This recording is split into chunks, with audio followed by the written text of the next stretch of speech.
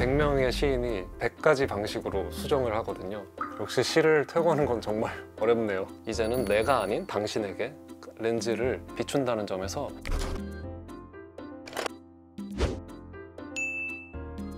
더 나은 글쓰기를 약속합니다. 여기는 써드림 첨삭소입니다. 써드림 첨삭소에서는 다양한 글들을 작가가 직접 첨삭해 드리는데요. 저는 시인이자 사진가로 활동하고 있는 이헌이라고 합니다. 정지된 시선을 만들고 그 시선들을 잇는 작업들을 그간 해왔고요. 근래에는 저의 6번째 책인 눈에 덜 띄는 이 출간되었습니다. 눈에 덜 띄어본 사람들, 그리고 그러한 자리와 공간들의 비밀을 함께 살펴보는 책이라고 생각합니다. 그리고 시와 사진도 일부 수록되어 있으니까요. 여러 형태의 언어에 관심 있으신 분들은 살펴주시면 감사하겠습니다.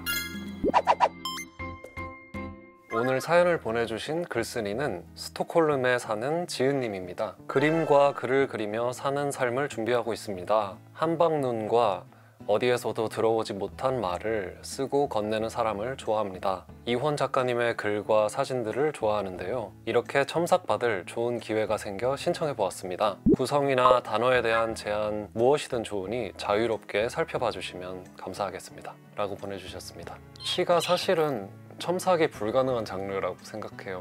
그 이유는 시가 굉장히 개인적인 매개이기 때문입니다. 한 사람이 자신 안에 쌓아온 여러 복잡한 역사가 뒤섞여서 그 시인의 정체성을 만든다고 생각하거든요. 100명의 시인이 100가지 방식으로 수정을 하거든요. 어떤 시인은 거의 퇴고하지 않고요. 어떤 시인은 처음부터 끝까지 완전히 새로 쓰는 시인들도 있기도 합니다. 저 시인은 자신에게 주어진 재료를 저렇게 사용하는구나, 저렇게 퇴고하는구나 정도로 생각해 주시면서 봐주시면 좋을 것 같습니다. 지은님이 보내주신 원고에 제목이 없었는데 시에서 제목은 중요한 역할을 하니까 제목을 퇴고가 끝난 후에 함께 지어보도록 하겠습니다. 넘버링을 하면서 시를 써주셨어요. 넘버링을 할 때에는 조금 더 높은 밀도로 작업을 해야 하고 넘버링이 시작되고 끝나는 부분에 이음새에도 신경을 써야 하기 때문에 저는 더 까다로운 시작법이라고 생각이 돼요. 그래서 넘버링을 없애고 이것을 전부 이어붙여 보도록 하겠습니다.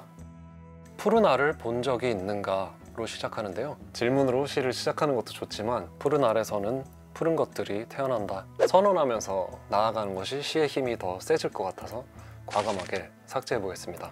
여름의 끝자락 하늘에 드리운 불러아워. 아무래도 시라는 장르 안에서만 가능한 일들이 있다고 한다면 우리가 평소에 상상하지 못했던 이미지를 만나는 것이기도 하고 우리에게 익숙한 단어의 배열이나 순서를 뒤집어 보는 것이 즐거움이기도 하잖아요. 하늘에 드리운 블루아워도 어떤 푸른 이미지를 가지고 오지만 마지막 행에 써주신 너의 등이라는 단어를 하늘에 드리운 뒤로 데리고 와 보겠습니다. 그리고 여름의 끝자락이라는 단어 빼보도록 하겠습니다. 푸른 알에서 푸른 것들이 태어난다고 선언하는 첫 행 뒤에 하늘에 누군가의 등이 드리웠다고 생각하면요, 이 공간이 어쩌면 우리가 알고 있는 시공간으로부터 먼 곳이겠구나 생각을 하게 되는 것 같아요. 청량한 목소리, 이 부분에서는 익숙한 청량한이라는 수식어보다는 저희가 앞서서 시각적으로 등의 이미지를 가져왔기 때문에 곡선이라는 표현을 여기에 붙여보면 어떨까 싶어요. 하늘에 드리운 너의 등, 곡선의 목소리. 그럼 감각이 시각에서 청각으로 넘어가지만 곡선이라는 시각적인 요소가 더해지면서 푸른 알에서 태어난 것들이 보이는 것을 넘어서서 들리는 것으로 이어지게 됩니다. 마음속 깊은 바다의 심연과 수면을 오가는 무언가에서 바다의 이미지를 가지고 오고 싶으셨던 것 같은데요. 심연이라는 표현이 익숙한 이미지들에 그치기 쉬운 표현인 것 같아서 좀 과감하게 수정해 보겠습니다. 바다의 껍질과 수면을 오가는 이라고 고쳐보겠습니다. 푸른 알에서 푸른 것들이 태어나는 광경으로부터 이미지를 확장하고 싶어서 알을 생각하면 떠오르는 껍질이라는 단어를 바다라는 거대한 풍경에 붙여보았는데요. 바다의 껍질이라고 하는 순간 평소에 우리가 감각하던 바다와 다르게 상상해보게 됩니다. 그리고 다음 행으로 이어지면서 불꽃이라고 써주셨는데요. 바다를 오가는 불꽃도 아름답지만 저희가 청각이라는 감각을 한번 초대했지 않았습니까? 그러니 여기에서 선율이라는 단어를 붙여보겠습니다. 바다의 껍질과 수면을 오가는 선율.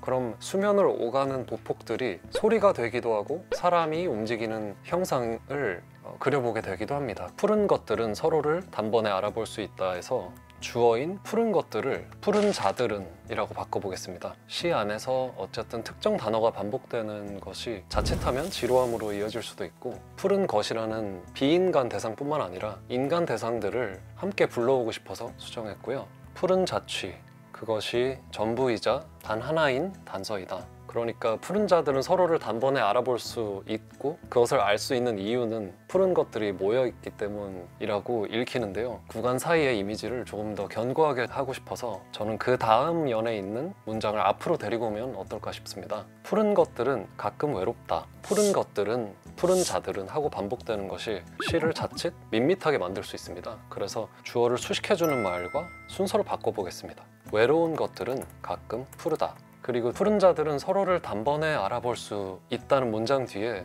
서로를 단번에 알아본 푸른 자들이 어떻게 반응했을지를 상상해보는 게 재밌을 것 같아요. 그래서 그들은 연결돼 있다. 따로 또 함께. 그 이후에 등장하는 이미지를 저희가 조금 더 구체적인 것으로 써보면 좋겠다는 마음이 있습니다. 왜냐하면 앞선 문장들이 아름답지만 계속해서 둥글고 꾸며주는 단어들이 많았기 때문에, 그래서 지은님이 계시는 시공간을 이 시로 불러드려 보겠습니다.